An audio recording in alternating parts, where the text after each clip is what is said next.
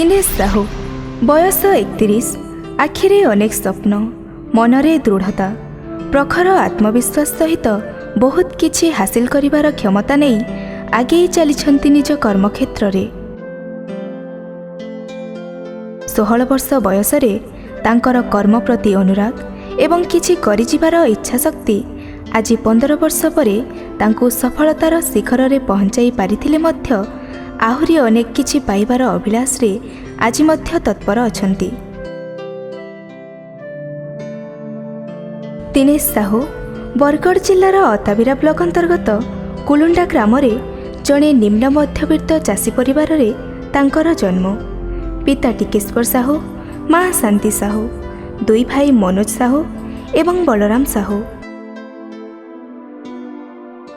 तीन पुओं को पाठ पढ़ाइबा सहित निज परिवारर भरण पोषण करिबा पई संपूर्ण भावे सक्षम नथिले 65 वर्षीय पिता टिकेश्वर साहू।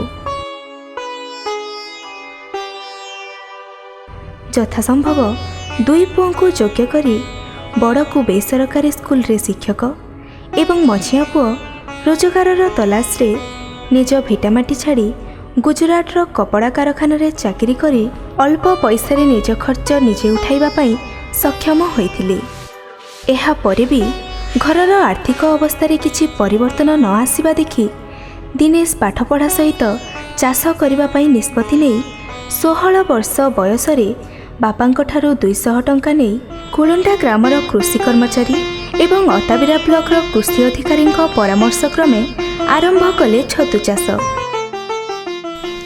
मुई 200 टंका रे छतु चाष आरंभ करदिली आउ एबे सेटा धीरे धीरे करी जेनटा कि छतु चाष करी करी मुई गाड़ी के घर मैरेज सब करी पाइछे आउ तार संगे संगे माने गवर्नमेंट थ्रू नु एग्रीकल्चर आउ हॉर्टिकल्चर थ्रू नु दुइनु सब्सिडी माने पाइतिली बैंक रे लोन करदिली से लोन रे सब्सिडी भी पाइछे आउ से लोन टा मुई एबे सुझी भी सारले।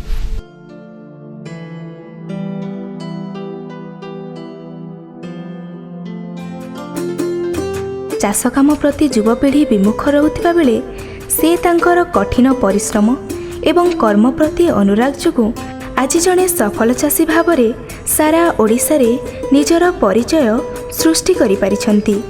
आज को प्राय 15 वर्ष हेलानी छतु एवं छतु बिहन उत्पादन केन्द्र चलाई निजर आर्थिक स्थिति को बेस मजबूत करि पारिछंती। कुलुंडा ग्राम रे तांकर पुराना झोपड़ी घर पाखरे 2 महला कोठा एवं साइकेल बदल रे से एबे कार चढ़ुछंती।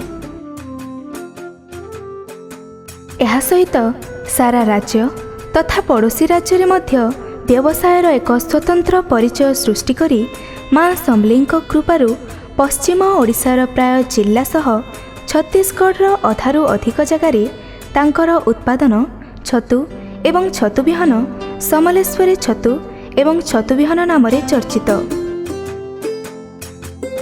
दिनेश साहू सारा राज्यर खबरकागज रे स्थान पाई विभिन्न अनुष्ठान द्वारा सम्मानित मध्य होइछंती।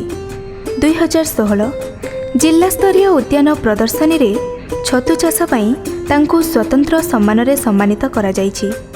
2017 रे पंचायती राज दिवस रे कृषि सूचना और परामर्श केन्द्र अताबिरा पक्षरु पपंगा पहाड़ महोत्सव रे बयन शिल्प मंत्री श्रीमती श्रेयांगिनी छोरियांक ठारू सफल चाषी भाव में सम्मानित होइछंती।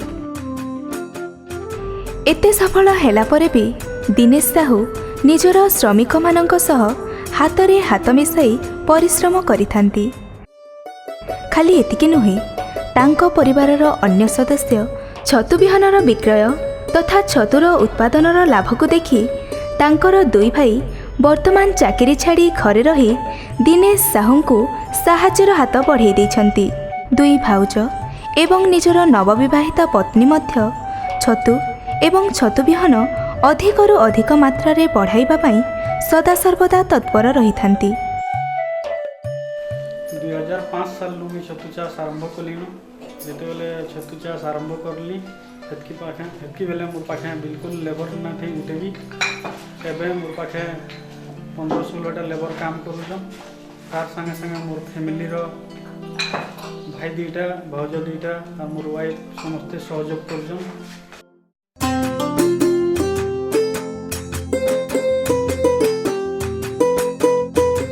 पोखरीर चारिपाखे छतु चाष करी पोखरी रे माछ चाष मध्य करिसंती।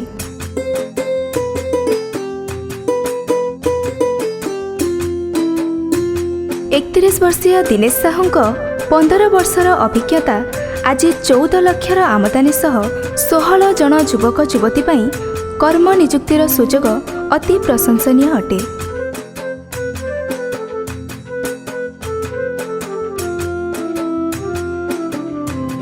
साधारणतः छतु चाष वर्षा मासे होइथाए।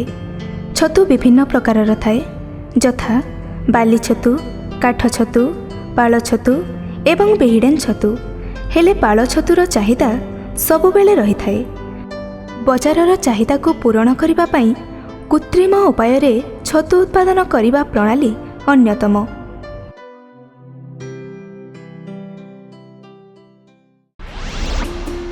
छतु चाष पई बेंगला करि नथिबा टाण नडाकू समान आकार रे काटी गोटिए बेड पई 10 रु 15 बिड़ा नडा सफा पानी थिबा कुंडरे 10 रु 12 घंटा नड़ा को बतुराइला परे ताको छाई रे 2 रु 3 घंटा सुखाई बेड प्रस्तुत करी स्तर स्तर हिसाब रे 3 स्तर जाए नड़ा को बिछाई ता करे करे छतु बिहन को संपूर्ण बेड रे पका जाए।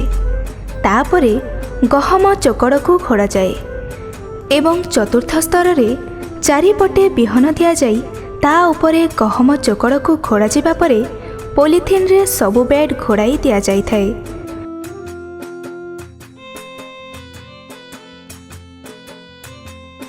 बेड को पॉलिथिन रे घोड़ाइबार 7 दिन परे पॉलिथिन को 2 रु 3 घंटा पाई खोली स्वच्छ पवन दिया जाई थाए। पुणी पॉलिथिन को घोड़ाई दिया जाई थाए।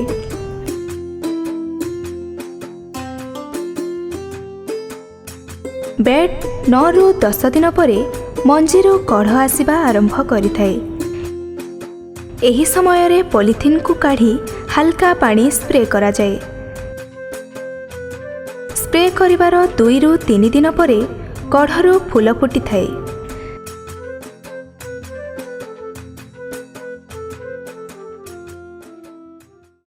समलेश्वरी मशरूम यूनिट जोटा कि दिनेश साहू बाबू करछंती से अताबिरा ब्लॉक रो कुलुंडा ग्रामर गोटे भल उद्योगी से मशरूम को निज उद्योग हिसाब रे नेकी चाष करछंती। तांकर दीर्घ 15 वर्ष छतु चाष और छतु बिहन उपरे तांकर अभिज्ञता अछि और ताकू से निर्भर करी एबे जने सफल चाषी भाव रे समग्र पश्चिमांचल तथा पाखापाखी राज्य जमती छत्तीसगढ़ बिहार रे जने ख्याति पाइछंती।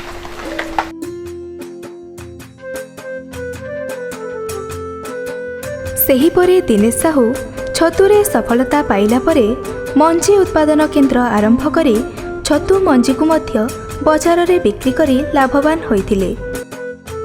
छतु मंजी प्रस्तुत करिबा पई प्रथमे गहम को दरसिझा करी गहम फुलिला अवस्था रे रखी 20 केजी गहम रे 2 केजी मात्रा रे कैल्शियम कार्बोनेट मिसाई बोतल मध्य भर्ती करी रुआ साहाय्य रे बोतल को बंद करी दिया जाए।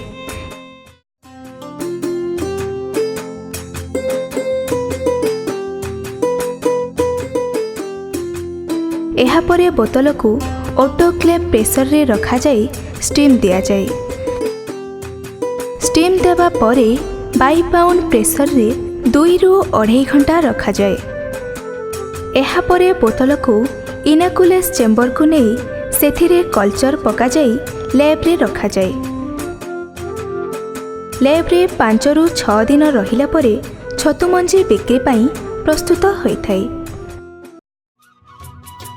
छतु चाष रे 1 केजी प्रति 50 टंका खर्च हेउतबा बेले होलसेल दर रे 150 टंका मूल्य रे बजार रे बिक्री होइथाए। 31 वर्ष वयस्क शिक्षित युवचाषी दिनेश साहू छतु चाष रे वैप्लविक परिवर्तन आनिबारे उदाहरण सृष्टि करिछंती। तांक एही भली जुगान्तकारी प्रयास एक प्रशंसनीय पदक्षेप अटे। ତାଙ୍କର ପ୍ରଗତି ଆଜିର ଯୁବପିଢ଼ିଙ୍କ ପାଇଁ ଏକ ଉଦାହରଣ। ସତରେ ସାହୁ ପରିବାରକୁ ଦେଖିଲେ ମନେ ପଡ଼େ ସେଇ କଥା ପଦକ, ଚାଷ କାମ ଯାହାର କି ଆନନ୍ଦ ତାହାର, ସେ ସିନା ଯୋଗାଉଛି ଦୁନିଆକୁ ଆହାର।